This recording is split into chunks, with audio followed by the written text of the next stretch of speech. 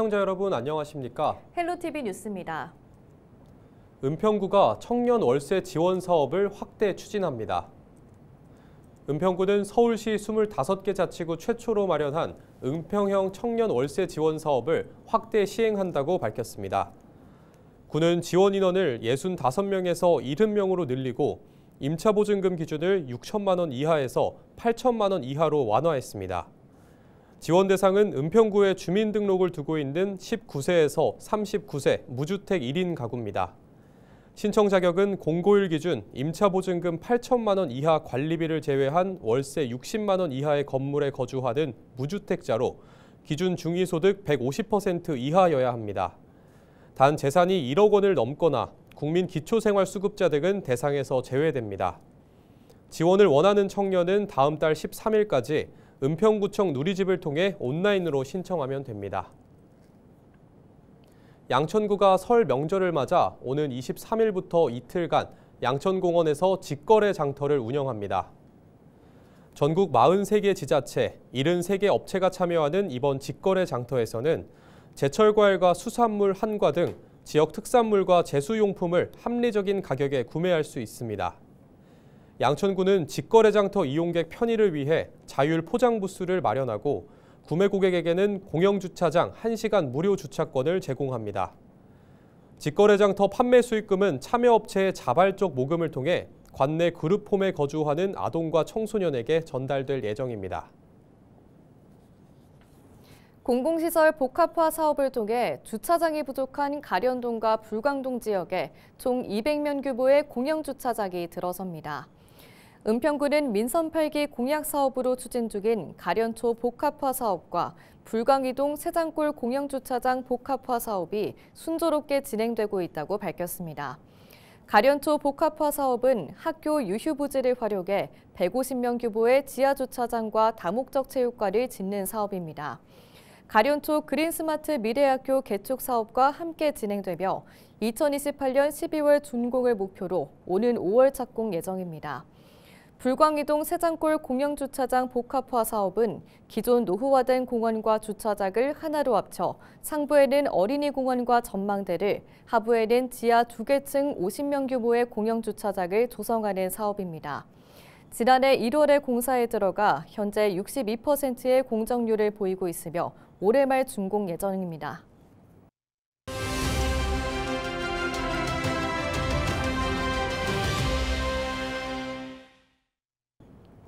헬로티비 뉴스에서는 을사년 새해를 맞아 우리 지역 시의원으로부터 올 한 해 의정 활동 계획과 과제를 들어보는 시간 마련했습니다.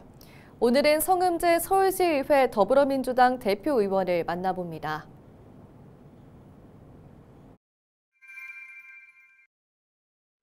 국민 여러분께서 많이 아시다시피 시국 상황도 어지러웠고 결국 국정이 조금은 안정되지 못한 명태균 게이트를 비롯해서 대통령 탄핵 그리고 지금 대통령 헌정상 최초로 구속까지 국정이 많이 흔들려서 서울시에서는 나름대로 중심을 잡고 의정활동을 펼치고자 했습니다. 그러나 중앙정부의 이런 흔들림 속에서 정말 저는 서울시의원 대표의원으로서 어떤 판단을 내릴 때 신중을 기해서 판단을 내렸고요. 그동안 우리 더불어민주당 36명 의원님들 덕분에 대표의원으로서 대표직을 잘 수행해왔다고 생각합니다. 서울시 의원과 또 서울 지역의 국회의원 그리고 전문가들과 여러 가지 공청회, 토론회, 연구용역 등등을 진행을 해왔었습니다. 이유는 이겁니다. 서울에서 오세훈 시장께서 펼치고 있는 사업들이 옳고 그름 또 저희 더불어민주당에서 대안으로 제시할 수 있는 내용들이 있었기 때문에 그런 연구 용역을 통해서 새로운 또 서울 시민들의 욕구가 반영될 수 있는 그런 시정을 만들고자 노력해왔습니다. 이뿐만 아니라 시의원의 원래 본질인 예산심사 그리고 행정사무감사 등등을 통해서 정말로 서울 시내 25개구에서 시민들께서 꼭 필요한 예산들이 요소요소에 들어갈 수 있도록 역할을 했었고요. 매니페스토 공약 부문에서 우수상을 수상을 했는데요. 지역 공약 내지는 서울시 공약에 대해서 얼마나 이행했는지를 실제로 판단을 해서 주는 대상입니다. 서울시 의원이 현재 지금 111명입니다. 111명 중에서 유일하게 공약 대상을 수상했던 쾌거도 있었습니다. 기본적으로 혁신파크 부지 개발에 대해서는 찬성을 합니다. 다만 이것이 민자로 땅을 매도를 해서 개발하는 방식에 대해서는 신중을 기해야 된다고 생각합니다. 이 서울 시내에서 가장 이렇게 큰 공공용지는 혁신파크 부지 한 군데입니다. 그래서 본 의원이 지금 서울시에 요구하고 있는 것은 개발을 하지 마라가 아니라 재정을 투입해서 할 수 있는 범위 내에서 하고 나머지 것들은 필요한 시 재정이 투입될 수 있을 때 또는 시민들과 여러 소통을 통해서 정말로 필요한 시설로 거듭나는 것이 혁신파크 개발의 가장 좋은 모델이 아닌가 그런 생각을 해서 지금도 서울시와 많은 협의를 좀 하고 있습니다. 이 건설사, 두산 컨소시엄이 대표 건설사이긴 하지만 그 CI들을 건설사들 모집을 좀 해야 됩니다. 그래서 숫자가 100이라는 숫자가 좀 채워져야 되는데 공구가 뭐 1공구에서 5공구까지 나눠질 수 있고 4공구까지 나눠질 수 있습니다. 그러면 시공 능력이 있는 건설사들이 이제 함께 해주셔야 됩니다. 근데 최근에 잘 아시다시피 물가 상승률, 건설비 상승률로 인해서 또 기존의 10대 건설사들은 현재 각 그 개발 노선에 대해서 또 참여하고 있는 회사들이 많기 때문에 약간의 지금 어려움이 있습니다만은 그럼에도 불구하고 6월 안에는 서울시와 실시 협약을 만들 계획으로 지금 박차를 가하고 있습니다. 중학교 신설 문제가 가장 지역 주민들의 요구가 크십니다. 왜 그러냐면 이제 아파트 세대가 12,000세대 정도가 들어오다 보니까 그럼 초등학교를 졸업할 즈음에는 중학교가 이제 너무 멀리 있어서 다른 구로 이사를 간다 이런 말씀하시고 실제로 그동안에 중학교 신설을 많이 요구해 왔습니다. 그래서 다방면으로 추진을 했습니다만은 이음학교도 지난번에 추진하다가 또 무산이 됐었고요. 그럼에도 불구하고 저희들은 이 부분 손 놓지 않고 정말로 지역 주민들의 수건 사업인 중학교 신설을 꼭 추진하고 싶은 그런 욕심이 좀 있습니다. 서울시 재정 담당관 그리고 교육청 재정 담당관과 함께 응암 일동 쪽에 부지가 좀 있습니다. 꿈나무 마을이라는 부지가 있는데 거기가 교육청 땅과 서울시 땅으로 많이 뒤섞여 있어요. 그래서 우선 대토 작업을 하고 그 이후에 학교 부지를 좀 만들 계획을 하고 있고 지금 현재 협의 중에 있습니다. 시민 여러분께서 요구하시는 부분 충실히 따르면서 새해 더 열심히 의정 활동을 펼쳐나가겠습니다. 저희 더불어민주당은 시민 여러분과 함께 새로운 서울을 위해서 한 걸음 한 걸음 나아가겠습니다. 2025년 뱀띠 새해 복 많이 받으십시오.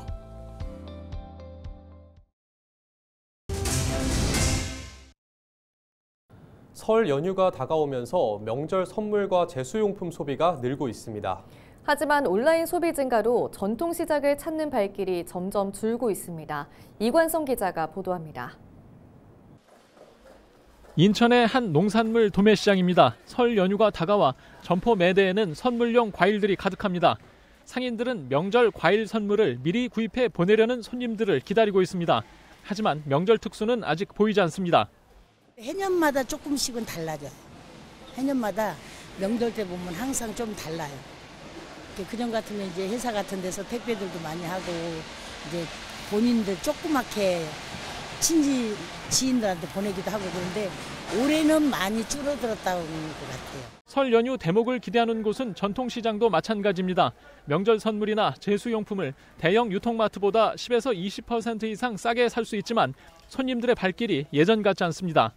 정부와 지자체가 온누리 상품권 환급과 지역 화폐 할인 등 다양한 혜택을 지원하고 있지만 큰 효과를 기대하기 어려운 상황입니다. 설 연휴를 앞두고 전통시장이 대목이라는 말은 이제 옛말이 돼버렸습니다. 온라인 소비가 늘고 명절 연휴에 여행을 가는 문화가 늘면서 전통시장을 찾는 발길은 점점 줄고 있습니다. 소상공인진흥공단 통계 자료를 보면 전국 전통시장 일평균 방문객은 지난 2019년 5,400여 명에서 2023년 4,000여 명으로 26% 이상 줄어든 것으로 나타났습니다. 온라인 소비가 계속 늘고 있기 때문입니다. 같은 기간 온라인 소비는 해마다 성장해 전체 소매 판매액의 30% 가까이까지 비중이 늘어났습니다. 음식료와 농축수산물, 신선식품까지 소비 품목이 늘어나 소비 비중은 계속 늘고 있습니다. 전통시장에서도 손님을 붙잡기 위해 최근 온라인 유통을 병행하고 있지만 대형 유통 플랫폼을 견제하기엔 역부족입니다. 전통시장 상인들은 다가오는 주말 설 제수용품을 직접 사러 오는 손님들이 늘어나기만을 기다리고 있습니다. 헬로티비 뉴스 이권서입니다.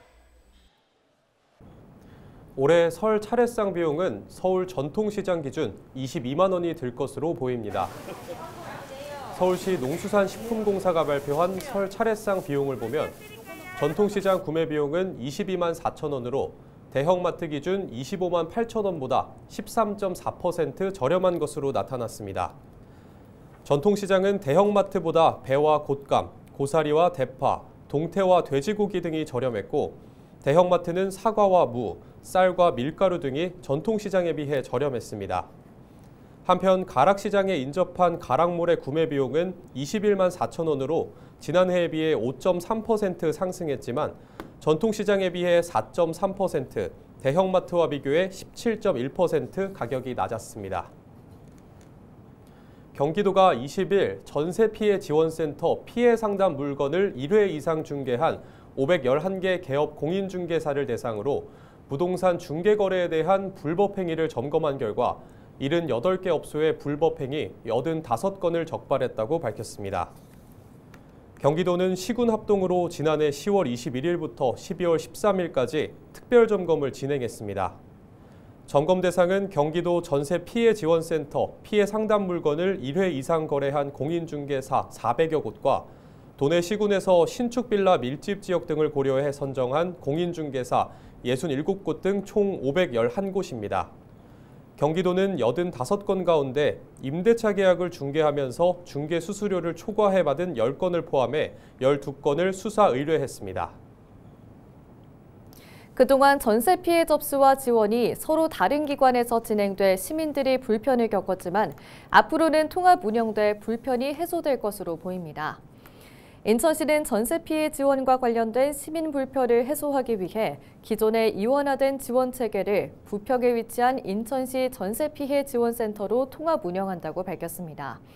이에 따라 전세 피해 지원센터에서 피해자 신청과 법률, 금융 상담뿐 아니라 인천형 주거안정 지원 사업인 대출이자 지원과 월세 한시 지원, 이사비 지원, 보증료 지원, 긴급 생계비 지원도 종합적으로 지원받을 수 있게 됩니다. 한편 전세 사기 피해자법이 오는 5월 31일 종료될 예정으로 국가 또는 인천시 등의 지원을 받기 위해서는 해당 기간 내 반드시 피해자 신청을 완료해야 합니다. 전세 사기 피해자로 결정된 후 각종 지원 정책은 3년 이내에 신청해야 하며 2024년 9월 10일 이전에 피해자로 결정된 경우는 2027년 9월 9일까지 유효합니다. 인천시가 소상공인 경영 안정자금을 이달 22일부터 조기 지원합니다. 총 지원 규모는 250억 원입니다.